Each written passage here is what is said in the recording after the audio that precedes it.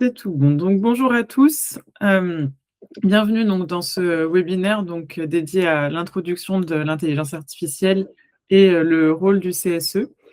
Je suis Océane Magne, donc je suis la responsable pédagogique de Kiro. Je vais animer ce webinaire qui a un format un petit peu particulier par rapport à des webinaires qu'on pourrait, enfin, que vous auriez la possibilité de suivre, dans le sens où vous pouvez participer directement. Donc en plus, c'est en petit comité, donc c'est assez, favorable aux participations.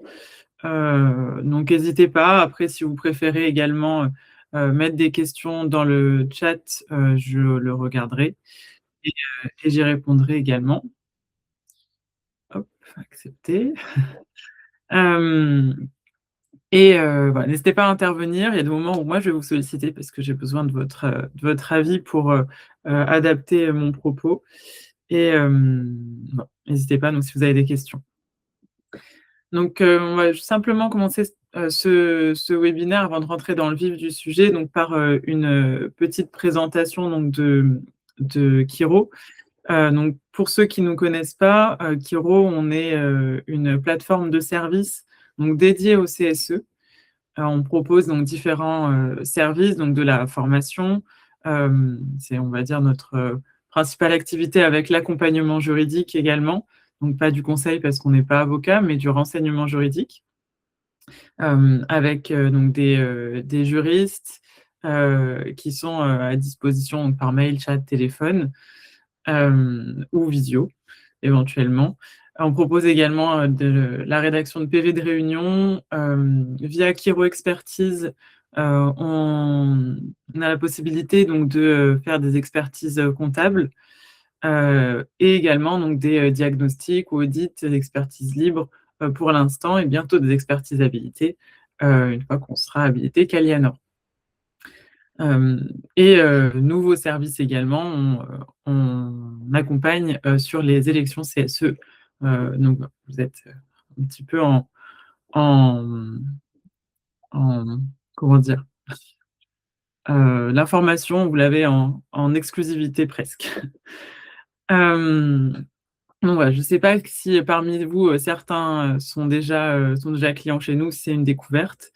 Mais donc ce webinaire, aujourd'hui sera consacré donc à, l'intelligence artificielle. On va essayer de déterminer quels sont les dangers, comment les éviter et quelles sont les opportunités et comment, vous pouvez intervenir, par rapport donc à l'introduction de l'intelligence artificielle dans les entreprises.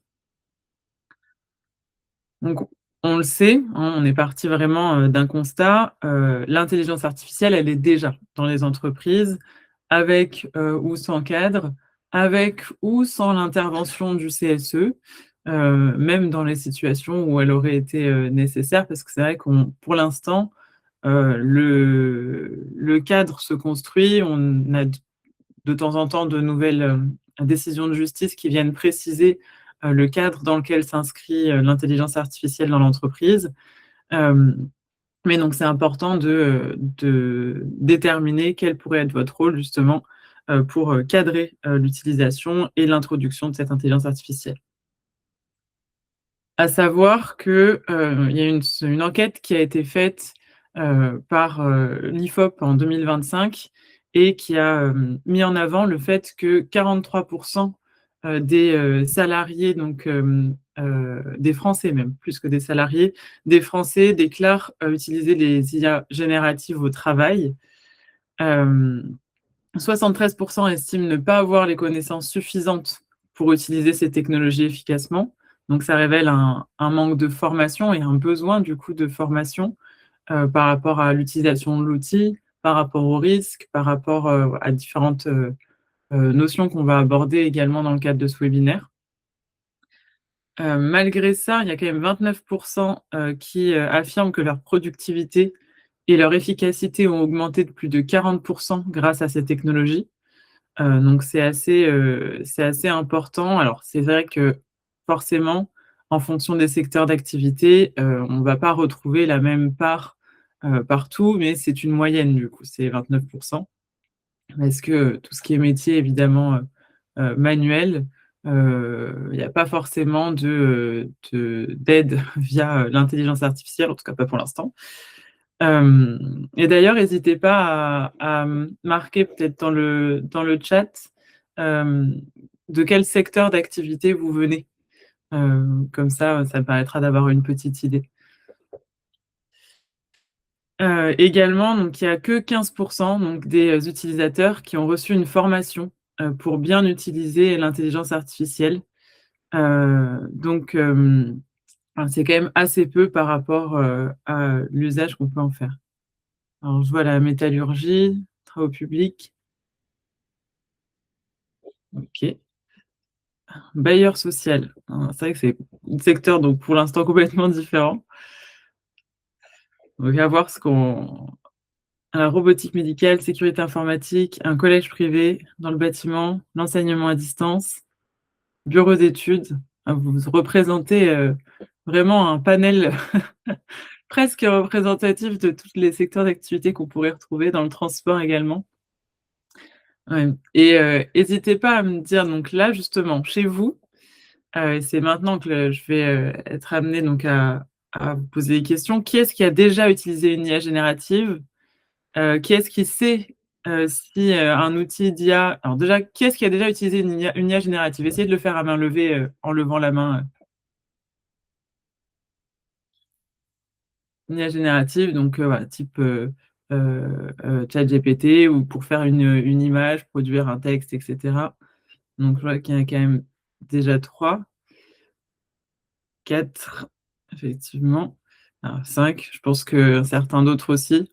Donc, il y a au moins la moitié d'entre vous qui ont déjà utilisé une IA générative. Est-ce que dans vos entreprises, autre question, il y a déjà un outil, d'intelligence artificielle qui est utilisé officiellement? C'est-à-dire qui est, un petit peu cadré, qui a été présenté comme un outil à disposition des salariés, par, l'entreprise. Donc je vois, il y a eu des pouces. On a eu, 2-3, un quatrième, il me semble aussi. Donc pas officiellement pour certains, officiellement pour d'autres et parmi ceux qui utilisent, l'IA officiellement, est-ce que vous savez si le CSE avait été consulté sur, ce projet, d'utilisation d'IA? Alors je vois chez nous avons une IA interne, mais rien à voir avec les autres. Une IA interne qui a été développée par exemple, enfin oui, en interne par des salariés de votre entreprise? Je vois plus informé que consulté. Développée par le groupe. D'accord. Ceux qui lèvent la main, c'était pour, répondre à la question ou c'est que vous vouliez intervenir? N'hésitez pas à intervenir directement, sinon, heu, vu que je pose des questions, on est amené à lever la main.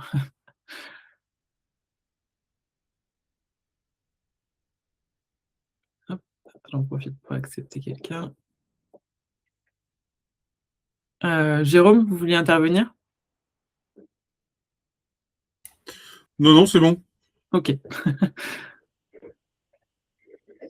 Donc voilà, effectivement, face à tout ça, donc il y a du groupe interdiction d'utiliser ChatGPT. OK, donc effectivement, c'est déjà un début de cadrage de l'utilisation de l'intelligence artificielle, qui a été proposé donc par certaines entreprises qui sont déjà adaptées. Donc dans le cadre de ce webinaire, on va aborder donc ce qu'est vraiment, l'intelligence artificielle.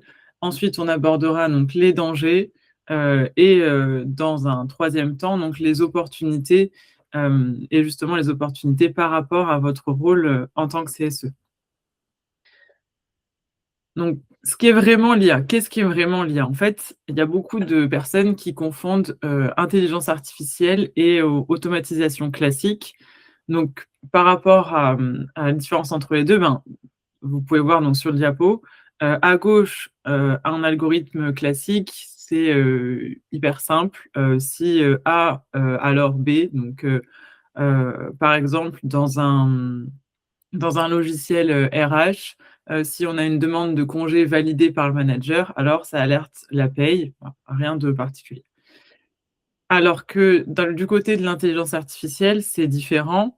Elle apprend en fait à partir donc de vos données, Donc par exemple, elle va regarder, des milliers de CV et elle va se dire, «Ah ben, les candidats qui marchent chez nous ont cette donnée en commun». Par exemple, ils ont fait telle école. Donc elle va prédire, elle va classer, elle va suggérer, elle va proposer, mais elle va se tromper aussi parfois et la différence, elle est vraiment, cruciale parce qu'en fait, ça change tout, au niveau du RGPD et donc du Règlement général de protection des données et au niveau du CSE. Donc voilà, on va y revenir. L'autre distinction qu'il faut bien faire également, c'est, la distinction entre l'IA décisionnelle et l'IA qui va aider à la décision. Donc en haut de la slide, donc on va retrouver l'IA décisionnelle, donc qui est celle qui décide, seule. Par exemple, un logiciel qui trie, 500 CV, qui en garde 20 et les autres sont automatiquement refusés, sans qu'aucun humain ne voit le dossier donc qui est refusé. Alors ça, rassurez-vous, c'est interdit. On peut pas, c'est l'article, 22, du RGPD qui interdit donc, cette, décision par l'IA qui a un impact juridique sur une personne. Là, en l'occurrence, c'est le refus d'une candidature. Et bon, même s'il y a quand même quelques exceptions, mais c'est quand même très, très rare. Donc, cette IA décisionnelle, encore, limite. Ce qu'on va retrouver principalement de nos jours, c'est de l'aide à la décision. Donc peu importe comment ça va être, de l'aide à la décision, ça peut être les propositions, qu'on va, de textes, de mails, d'idées, de codes, qu'on va demander, à une IA générative, où là, on va retrouver, une IA qui va suggérer quelque chose. Par exemple, si on reste dans nos exemples dans mes exemples RH de recrutement, elle va par exemple donner un score, de compatibilité avec le poste à un CV. Donc ça peut être, voilà, ce candidat a, 85 de compatibilité, mais derrière, c'est le recruteur qui décide vraiment, donc après avoir lu le profil. Hem, donc c'est vrai que c'est un point central cette question de, quel est l'impact de l'IA, et quel est son degré d'autonomie donc, sur, ce qui va se passer après. Et en entreprise, alors au-delà de l'exemple que j'ai cité au niveau RH, l'IA, elle va se cacher vraiment dans plein d'endroits différents. Donc pour les RH, ce que j'ai pas précisé aussi, ce que j'avais pas évoqué, donc c'était les plannings optimisés. Demander à l'IA donc de refaire les plannings des salariés de manière à ce que ça tourne, à ce que, bon ça évidemment ça s'applique quand, le planning du salarié n'est pas fixe et ne se répète pas sur les semaines.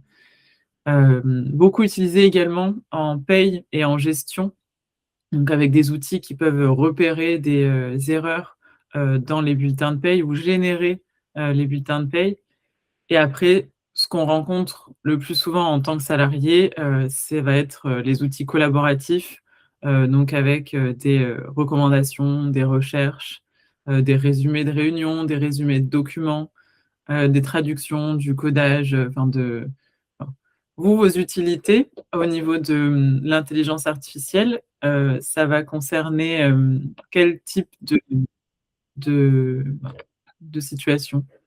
Ah, hop, j'accepte quelqu'un. Bonjour, donc qu'est-ce que ça va concerner à peu près chez vous? N'hésitez pas à le mettre, soit dans le chat, soit participer directement. Dans quel cas vous pouvez être amené à utiliser l'IA? Outil collaboratif? Ouais, la programmation, mmh, outil collab. Voilà, c'est vraiment effectivement la principale situation pour l'instant en tout cas, de nos jours, c'est la majorité des cas, ça va être, l'utilisation effectivement d'outils collaboratifs, donc via l'IA. Donc ça m'amène à, communication. Dans la communication, c'est-à-dire c'est pour créer des supports de communication? Oui, OK. Effectivement, c'est très utilisé, également. Hem, Vous pouvez le voir d'ailleurs, dans cette, slide donc sur les dangers, qui va ouvrir la partie donc, du même nom donc, où on va parler de surveillance, de données, de conditions de travail. typiquement, et c'est peut-être effectivement comme ça aussi que vous l'utilisez, donc par rapport à la communication, on a généré, donc on essaye de faire au minimum possible, mais là, exemple, on a généré une image donc par l'intelligence artificielle. Hop. Bonjour Stéphanie. Donc, cette partie donc, danger, on va essayer de recenser les principaux dangers liés à l'utilisation de l'intelligence artificielle dans l'entreprise, en commençant par justement tout ce qui est lié au contrôle. En fait, déjà, c'est important de rappeler que le contrôle des salariés, c'est, et j'espère que vous connaissez toutes ces règles, que je vous apprends rien. Donc les règles de contrôle, elles sont faciles.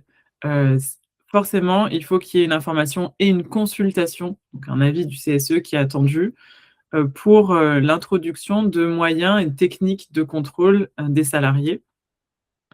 Et ensuite, qu'il y ait une information individuelle des salariés. Quand je parle de contrôle, ça peut être de la vidéosurveillance, ça peut être le badgeage, par exemple, du badgeage qui serait enregistré et derrière qui mènerait peut-être à un contrôle du temps de travail, des choses comme ça, ou un contrôle automatique des absences.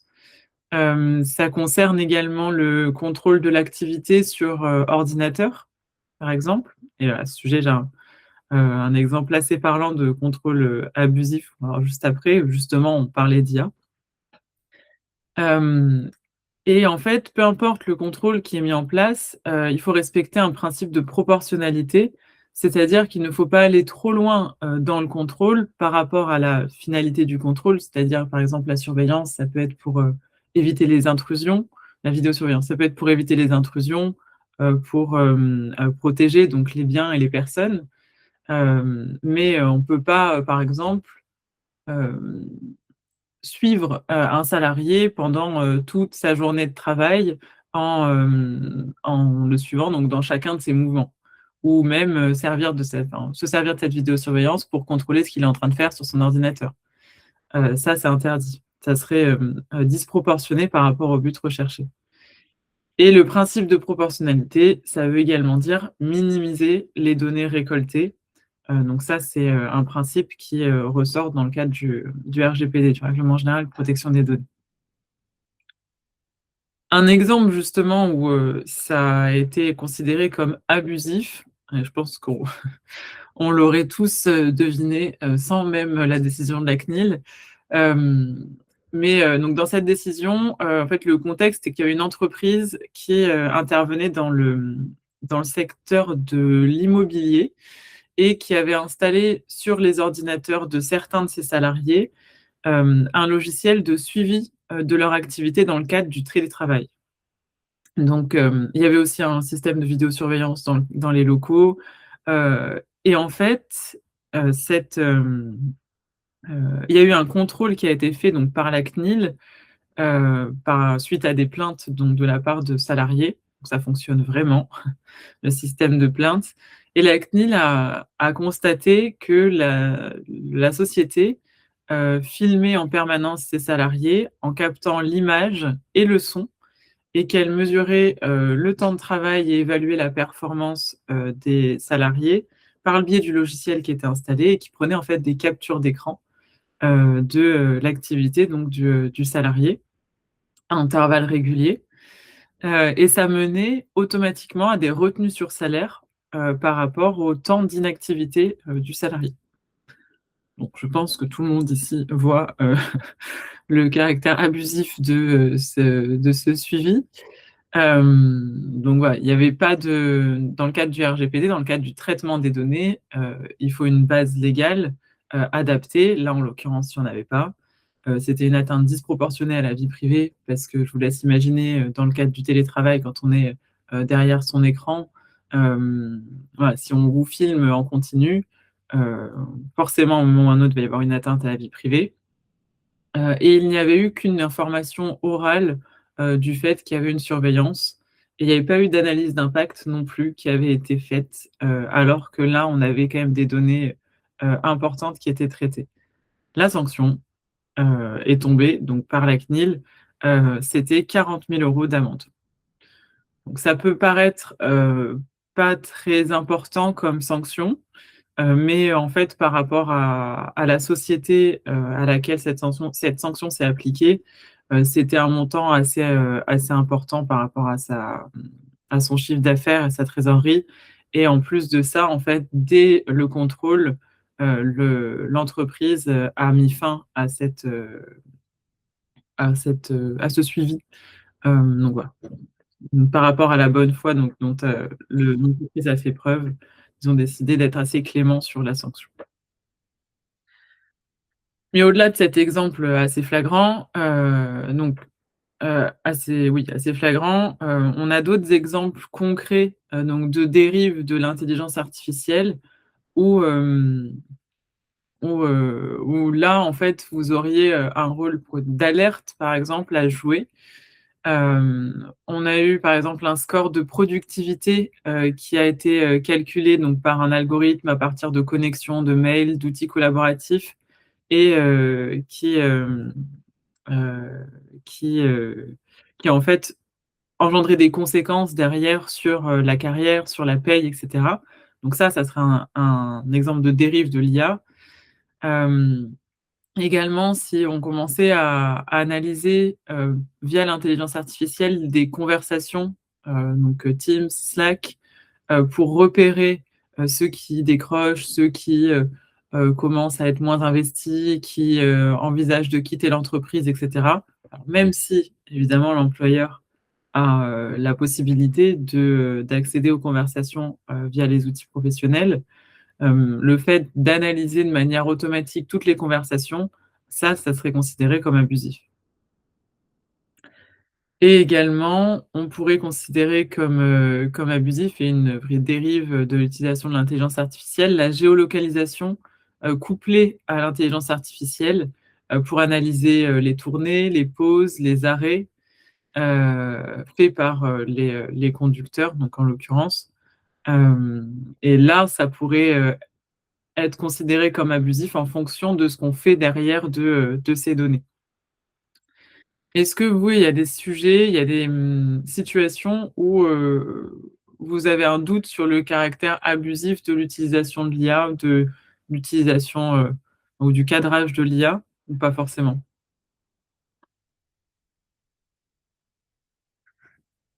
Bon, après, la plupart, voilà, c'est vrai que vu que vous utilisiez pour la plupart des IA plutôt génératives dans le cadre d'outils collaboratifs, c'est vrai que c'est pas forcément des situations qui vont mener, en tout cas pas à des abus de la part de l'employeur. C'est vrai. Effectivement, je vois pas d'infos, pas pour le moment, ça confirme.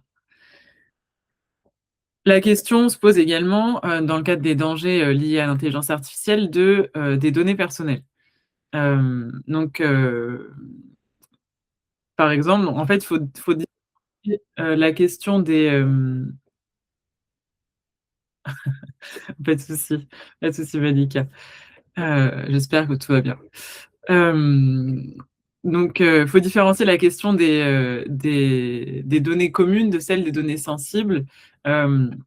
Donc, au niveau des données courantes, on va retrouver tout ce qui est lié à l'identité, ouais, à l'identité, au contrat de travail, au type de permis de conduire, par exemple. Donc voilà, ça reste des données assez communes, où il n'y a pas forcément de risque particulier. Par contre, à partir du moment où on touche à des données sensibles, donc tout ce qui est lié à la santé, au handicap, aux opinions syndicales, aux données biométriques, donc tout ce qui est lié à comment ça s'appelle? Les empreintes digitales. Par exemple, empreintes digitales, il y a les empreintes palmaires aussi qui peuvent être utilisées dans certaines entreprises. Heu, tout ce qui est lié au casier judiciaire, hein, sous-entendu évidemment. Donc tout ça, ce sont des données sensibles qui, enfin, dont le traitement fait l'objet d'un encadrement un peu plus particulier, un peu plus poussé que les données communes.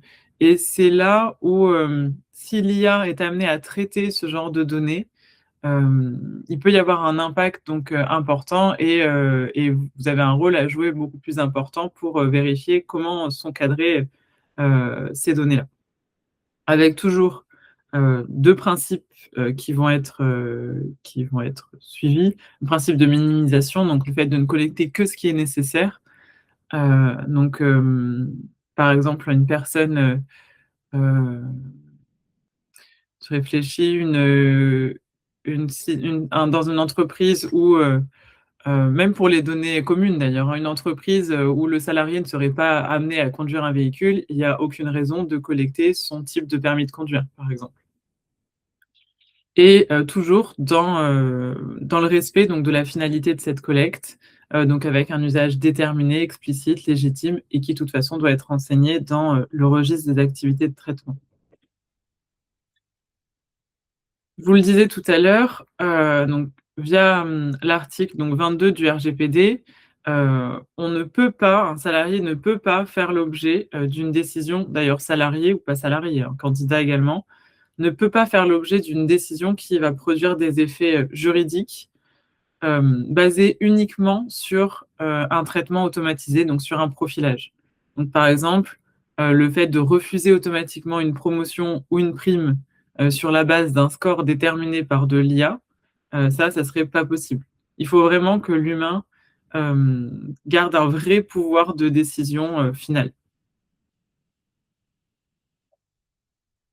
Donc dans le recrutement, l'IA elle peut également amplifier, les pires biais qu'on pourrait avoir. Par exemple, si, on renseigne l'historique de tous les profils, qui, correspondent au poste et qu'on a eu, sur ce poste-là, dans l'entreprise et qui ont fonctionné. Si, l'historique analysé par l'IA dit que, il y a toujours des hommes de 35-45 ans, qui ont fait de grandes écoles, bah, forcément l'algorithme il va trier dans ce sens-là, et ce qui va donner, enfin, ce qui va amplifier donc la discrimination, qui aurait été, déjà présente. Donc ce qui peut être une bonne pratique, ça peut être donc de faire des audits réguliers de l'outil qui est utilisé, de masquer, tout ce qui est sujet à discrimination, donc par exemple le sexe, l'âge, le nom, hem et de toujours garder la possibilité donc garder l'obligation de laisser la décision finale, par l'humain. Donc vous pourriez, si jamais, l'IA est utilisée, et c'est une bonne question à poser, si jamais l'IA est utilisée dans le cadre des recrutements chez vous, ça peut être intéressant de regarder les stats d'embauche, avant et après, IA, par exemple. Il y a un impact également qui doit être, identifié, c'est, la question de l'évaluation des risques professionnels. En fait, le fait que l'IA, l'intelligence artificielle soit intégrée, dans le cadre de l'entreprise, même dans le cadre d'une IA, d'outils collaboratifs, ça, oblige l'employeur à l'intégrer donc dans l'évaluation des risques, liés aux outils numériques et aux organisations du travail. Parce que, on a de nouveaux risques en fait qui sont apparus, suite à l'introduction de l'intelligence artificielle. On a observé par exemple de la surcharge cognitive, donc le fait d'essayer de comprendre l'outil derrière, alors que c'est pas une question qu'on se serait posée jusque-là. Il y a tout ce qui est lié au stress, donc lié à l'opacité de l'intelligence artificielle, aux conséquences, sur l'avenir des salariés, donc à la question de est-ce que, si j'utilise l'IA et que, en fait, on se rend compte que finalement je suis plus si utile sur mon poste et qu'une IA pourrait me remplacer. Forcément, ça peut être, générateur de stress pour les salariés, ça doit être identifié. Ça peut mener, à l'intensification des rythmes de travail, parce que forcément, je pense que tous ceux qui l'utilisent ont dû le remarquer, hein, l'intelligence artificielle, si c'est bien utilisé évidemment, ça mène à des gains de temps. Donc forcément, qui dit gain de temps, dit pas que l'employeur va vous laisser, vous tourner les pouces, sur le temps gagné. Et à l'inverse, donc il y a un risque d'augmentation de la charge de travail. on va peut-être vous demander plus de choses, donc suite à ce gain de temps. Et ça, c'est quelque chose qui doit être identifié également parce que derrière, augmentation du rythme de travail, augmentation de la charge de travail, ça peut avoir des impacts donc sur, la santé du salarié. Il y a également tout ce qui est lié donc à la peur de l'erreur de l'IA, où, ça va peut-être être générateur de stress. Vous allez peut-être avoir tendance à, vouloir tout vérifier de nouveau, hem, ou, à ce que, vous aurez peut-être tendance également à faire confiance à l'IA, mais du coup, en vous disant: «Ah mais, si jamais ça ne fonctionne pas vraiment, ça va me retomber dessus» et cetera. Et évidemment, il y a également tout ce qui est lié à la perte de sens, dans le sens où, certains ressentent, le fait qu'ils ont le sentiment d'être l'exécutant d'une machine, en fait. Et que c'est finalement, l'IA qui, aide à la décision, mais prend un peu les décisions et que la personne devient plus que la celle qui va formater le courrier, par exemple, des choses comme ça. Et oui, effectivement, du coup, la conclusion, c'est exactement ça. C'est le fait que, ces risques-là, il faut les identifier, et forcément, à partir du moment où on parle de risques dans le cadre de l'entreprise, il faut que ça soit ajouté au document unique d'évaluation des risques professionnels. Donc ça reste la responsabilité de l'employeur, hein, de toute façon, de mettre à jour le document unique. Mais, vous, en tant que CSE, effectivement, ça peut être important de d'identifier quels sont les risques qui sont générés par l'IA, éventuellement en vous inspirant de ceux qui sont sur cette slide, et de, proposer à l'employeur, s'il ne l'intègre pas déjà dans sa mise à jour, de de d'intégrer donc ces risques dans le document unique.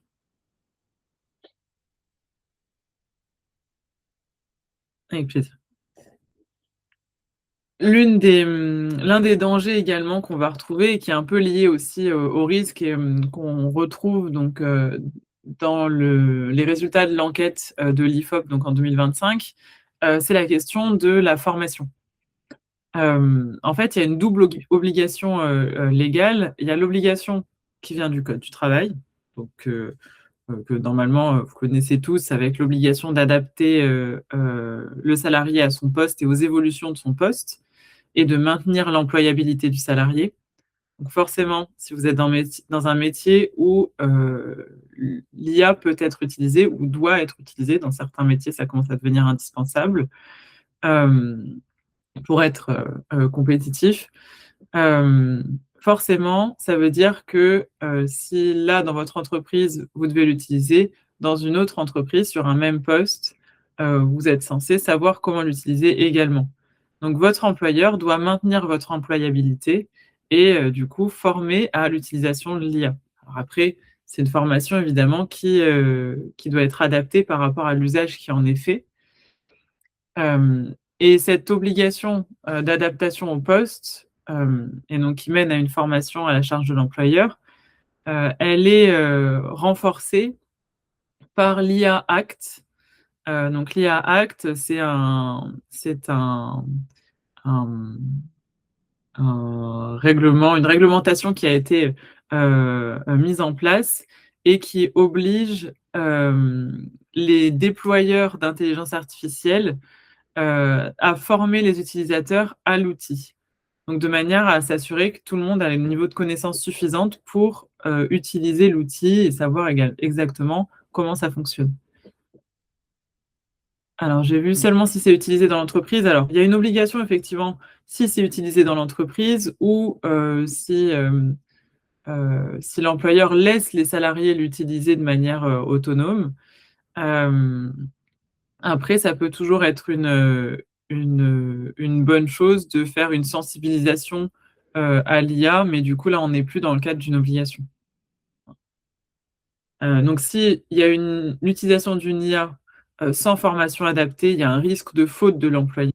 Après, ça reste toujours une bonne mesure de prévention de préparer l'arrivée de l'IA, si c'est quelque chose qui est envisagé. Voilà, donc au niveau des risques, alors après c'est sûr qu'il y a forcément un risque qui est, également, identifié, c'est le risque lié au remplacement, dans certains secteurs d'activité.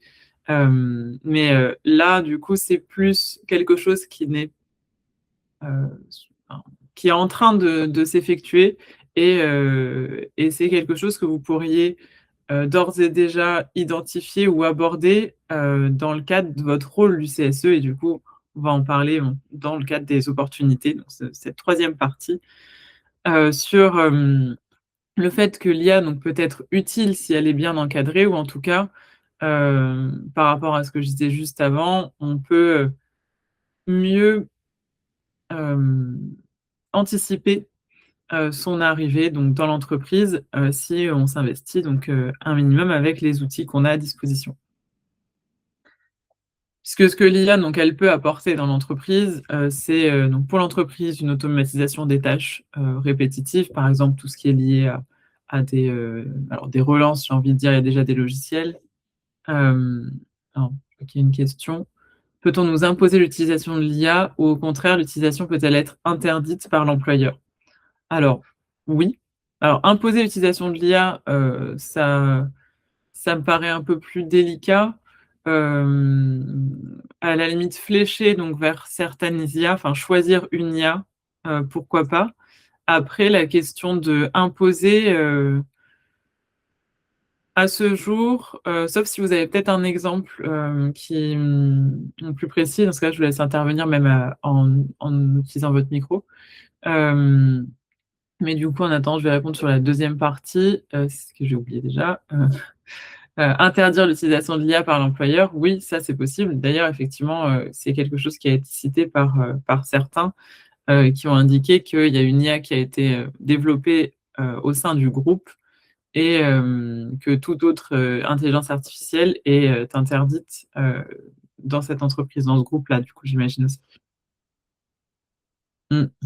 Donc c'est plus une anticipation. Imposer, je pense pas parce que, je vois pas, dans quel cadre on pourrait imposer l'utilisation d'une IA? Alors après, peut-être que si, dans le cadre de l'utilisation d'un logiciel, le logiciel intégrerait automatiquement, une intelligence artificielle qui tournerait derrière et dans ce cas-là, ça serait, imposer de manière indirecte l'utilisation d'une IA. Mais du coup, voilà, ça serait uniquement dans ce cadre-là. Donc, pour l'entreprise, donc, si je reprends par rapport à ce que l'IA peut apporter, donc l'optimisation du planning, on l'a vu, détection des erreurs, un service client également. Il y a de plus en plus d'entreprises qui proposent, un service client avec, l'IA qui fonctionne, comme un chatbot, ce qui n'est pas le cas de Kiro, je précise. Hem, à toutes les réponses, il y a de vraies personnes derrière derrière notre chat. Donc et ça peut également faire de l'analyse et de la maintenance prédictive. C'est-à-dire donc analyser par rapport aux différentes pannes, par exemple, qui pourraient intervenir, proposer donc de mener à des réparations, à un entretien et cetera, donc de manière prédictive. Pour les salariés, ça amène quand même la plupart du temps à l'allègement de certaines tâches administratives, à de l'aide à la rédaction, à la recherche d'informations. Ça rend accessibles certaines compétences, à un salarié, alors qu'il ne les avait pas forcément. Par exemple, je pense un exemple très concret, dans une entreprise, il y a un salarié qui est sur un poste administratif, qui, aurait besoin de, enfin, pas forcément besoin, mais qui voudrait, accélérer donc, sa gestion, améliorer sa gestion et qui demanderait à l'intelligence artificielle de l'aider à faire un script, alors que lui-même ne maîtrise pas du tout, le codage informatique, pour automatiser certaines choses. Voilà. Donc là, ça pourrait être utilisé donc, via l'IA. On pourrait mettre en place également des parcours de formation plus adaptés en interrogeant, l'intelligence artificielle par rapport aux compétences, actuelles et aux compétences souhaitées du salarié et c'est tout ce qui est génération de contenu, donc ouais, un exemple de code, mais également tout ce qui est lié à des campagnes marketing, par exemple, du design, donc comme dans le cadre de la communication qu'on évoquait avant. Bon, un exemple concret, de, cas, utile, ça peut être donc l'IA, qui génère un brouillon de mail client ou de fiche de poste qui serait relu et ajusté par le salarié, hein, toujours une action humaine, important.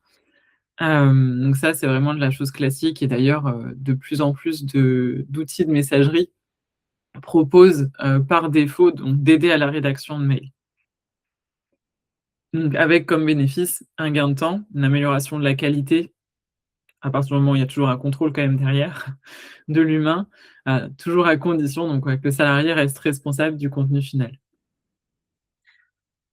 Hem, L'une des choses que vous pouvez, inciter à mettre en place, c'est une charte, sur l'utilisation donc de l'intelligence artificielle. Alors en fait, pourquoi? Parce que, on l'a dit, hein, tout à l'heure, donc il y a 43 donc des salariés qui déclarent utiliser une IA générative, souvent sans informer, la hiérarchie, donc de manière assez, enfin non officielle. Hem Et en fait, on a beaucoup, de chartes informatiques qui ont été créées il y a, 15-20 ans, et qui visent surtout l'utilisation d'internet, les mails, l'utilisation du matériel, donc l'utilisation de l'ordinateur qui est prêté, qui est mis à disposition par l'employeur. Hem, mais du coup, elles sont p pas forcément adaptées et même pas du tout adaptées à l'utilisation de l'intelligence artificielle. Et on pourrait mettre dans cette charte IA, les outils autorisés, les outils interdits. D'ailleurs, c'est peut-être ce qui a par le biais de cette charte-là ou par le biais du règlement intérieur directement que ça a été interdit, avec l'obligation d'utiliser l'IA interne. Hem Je vais répondre à votre question pour juste finir sur le contenu possible. Donc, on pourrait, borner, le type de données qu'on aurait à intégrer dans l'intelligence artificielle. Donc en disant, par exemple, en interdisant, l'utilisation des données des clients, en interdisant de nommer, des choses comme ça. En précisant quelles sont les tâches pour lesquelles l'IA est autorisée et en interdisant l'utilisation de l'IA pour certaines autres tâches, par exemple. En imposant la validation humaine systématique, en permettant de signaler si jamais il y a un incident. Par exemple, bah, voilà, sans faire exprès, au lieu d'anonymiser, la question qui est posée, à l'IA, la personne, elle, copie-colle les données d'un client avec, son RIB parce que, voilà, elle a copié-collé un mail, des choses comme ça. Il faudrait qu'il y ait une procédure de signalement, donc en cas d'incident. Alors j'ai vu, oui, donc c'est vrai que c'était pour répondre à ma question, vous avez juste été bloqué informatiquement donc par rapport à l'utilisation des IA. OK. Donc ça peut être une manière, c'est sûr que c'est la manière la plus efficace, on va dire, d'interdire l'utilisation. Hem, Hop, il y a quelqu'un qui nous rejoint. Ah, bonjour Kevin.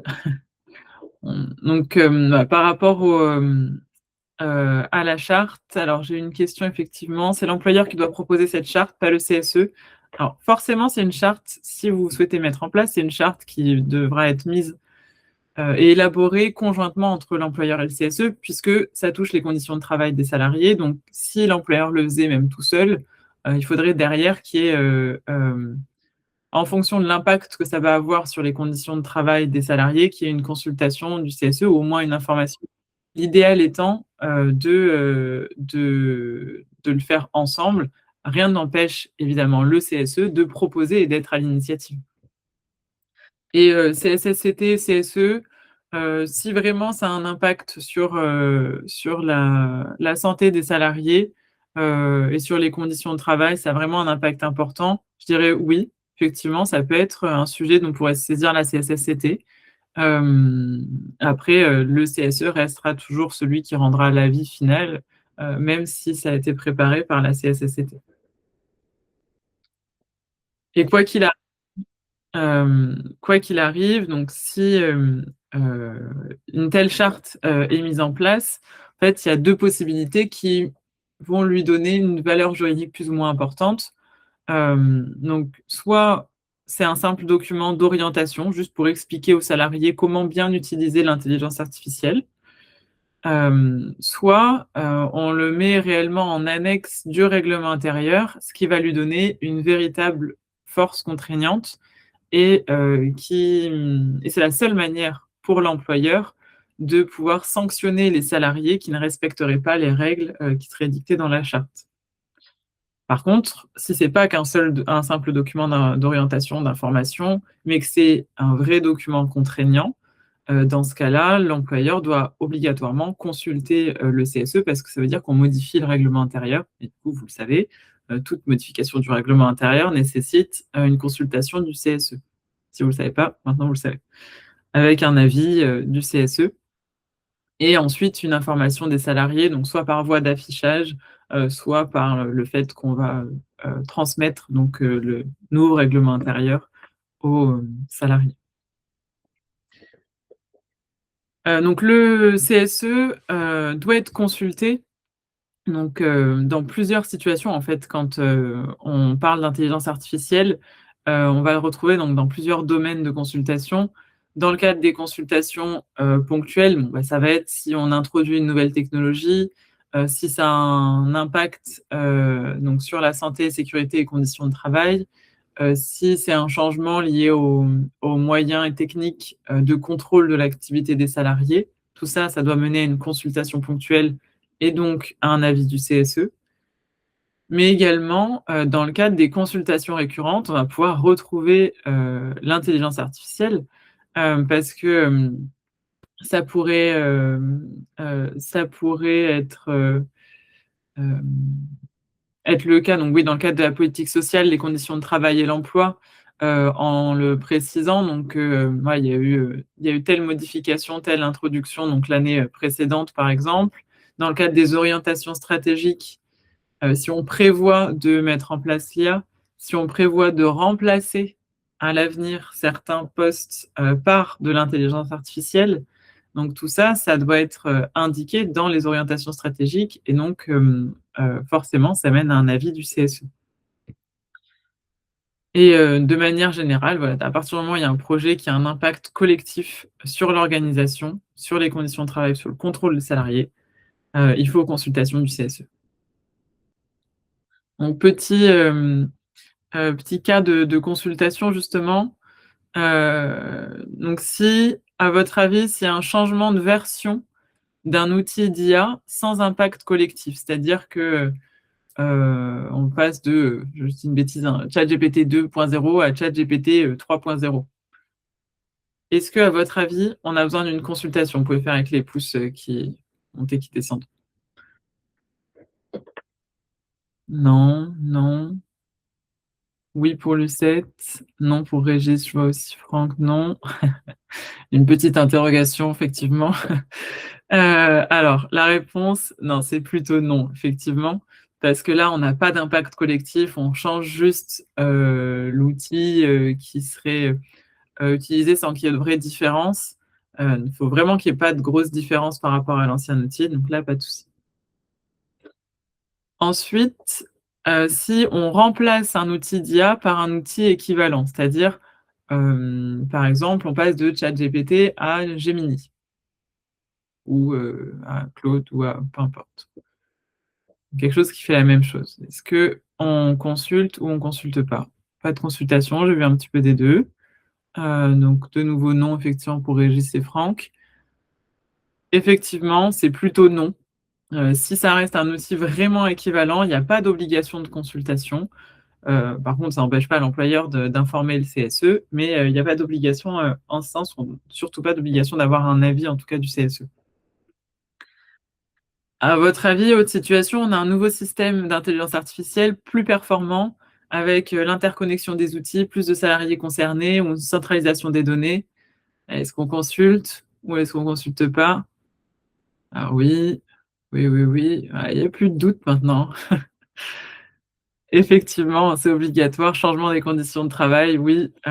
Donc oui, là, pas de doute, consultation, c'est quelque chose, c'est un changement important. On a bien une consultation, ça concerne tout le monde.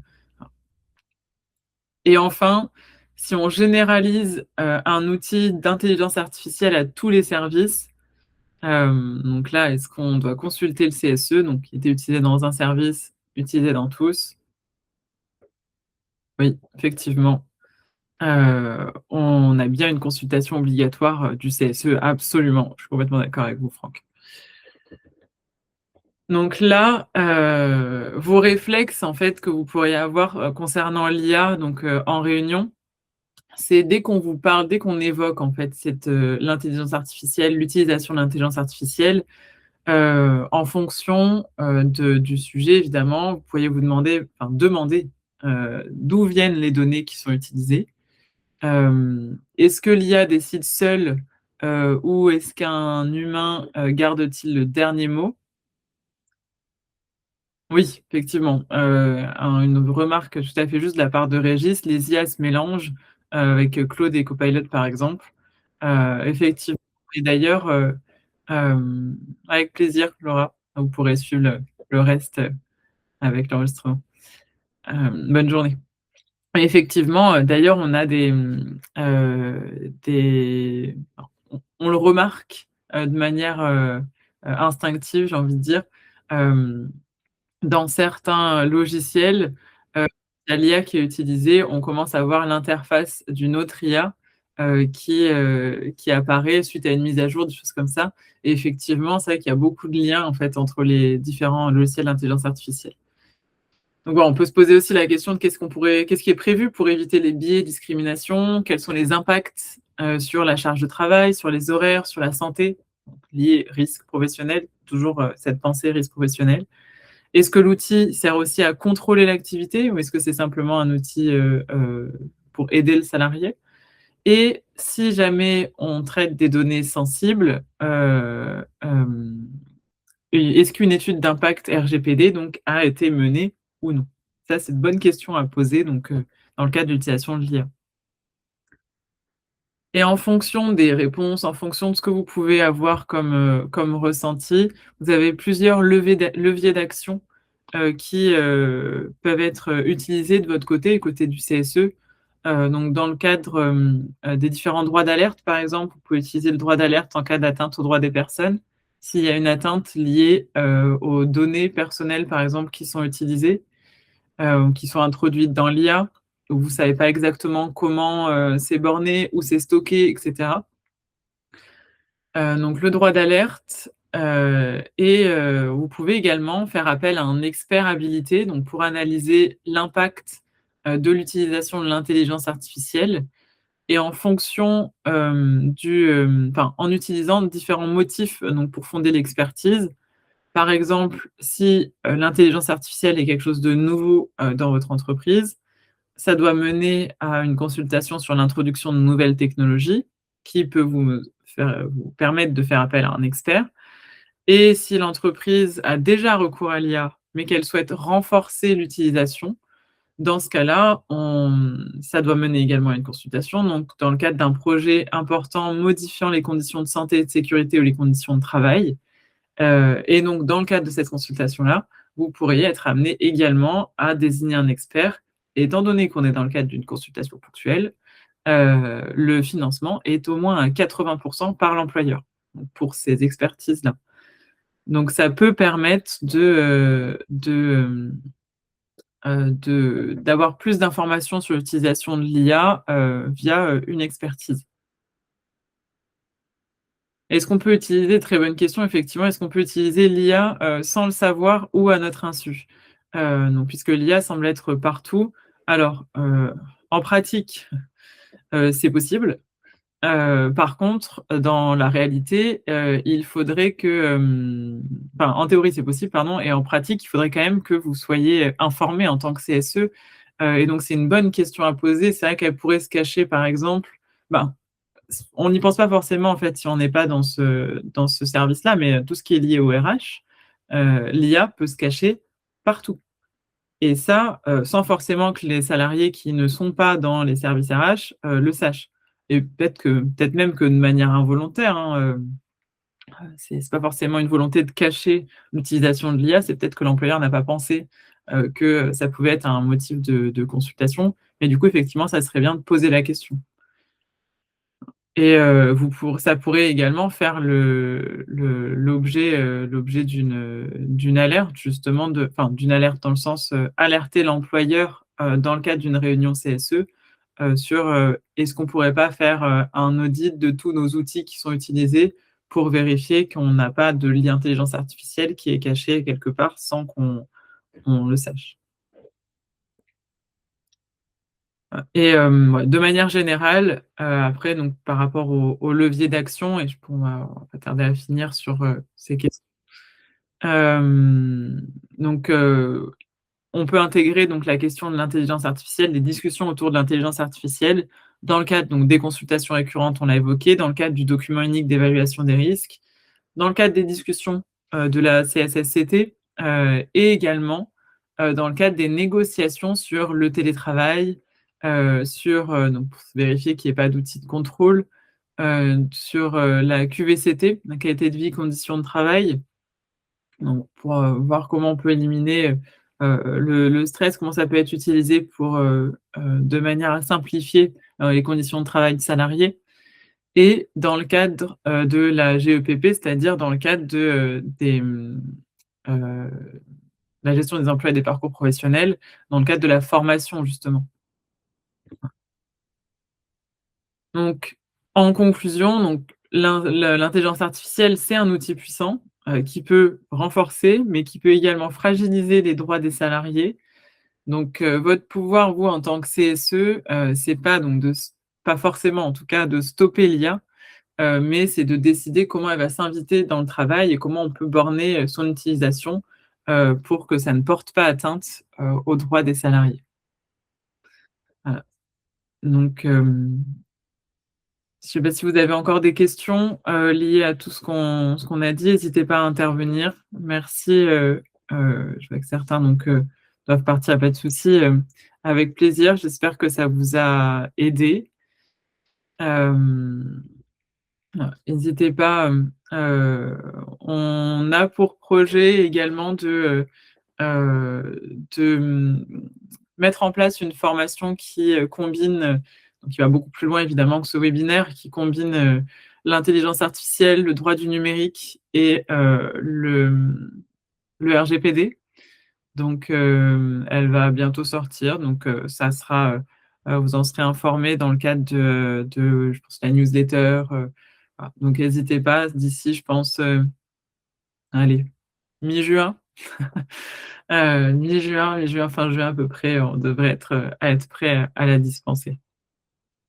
Donc voilà, j'espère que ça vous a plu, avec plaisir. Donc, c'est toujours intéressant de faire un webinaire collaboratif. Donc, merci à vous pour votre participation et bonne journée à tous.